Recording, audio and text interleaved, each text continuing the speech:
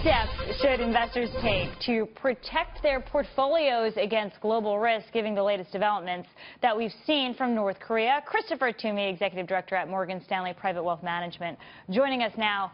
Hey, Chris, you know, we've been hearing that stocks at record highs. The one thing that could really jolt and take down the market was escalation from North Korea, and that's the environment that we are in this morning. What do you do? No, absolutely. Thanks for having me, Lauren. I think everybody's concentrated right now with regards to North Korea. Unfortunately, the timing isn't great. We're finishing up second quarter earnings.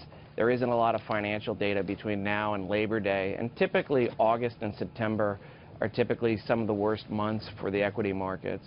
So what I would say is investors should be cautious, not get too emotional, obviously focus in on their asset allocation or their plan. There's a reason why they've got cash and gold typically in their portfolios. And if you look at the markets right now, obviously equities are selling off, particularly in Asia. Gold is rallying, and so the market is responding. But I don't think we want to overreact. We got some good news with regards to the UN. It looks like the world is united in making sure that North Korean aggression doesn't stand out. And we think that we'll make it through this. So go ahead. Japan and South Korea, those markets are down 1%. European stocks down about 1% too. Here in the U.S., we're not seeing a major sell-off, but what I just heard you say is that earnings season is winding down. We have a new catalyst being geopolitical, and we're up against what are some of the roughest months of the year, September and October. So wouldn't this be a time for investors to take money out of the market? Not necessarily. I mean, I think if you think about it, you want to think not necessarily emotionally about what's going on right now, but think longer term.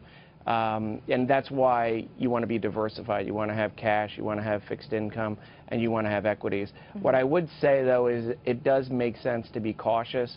Equity markets are up about 30% from February 16th low. They're up about 12% year to date. Yeah. And earnings have been very good. So I agree with you. I think it's a time to be cautious, but I don't necessarily think it's a time to make any drastic changes. We finally saw a big movement to the upside in the fear gauge, the VIX index yesterday, but still we have had this stretch of very small and narrow moves for the market. The S&P not moving more than 1% in either direction since the middle of May.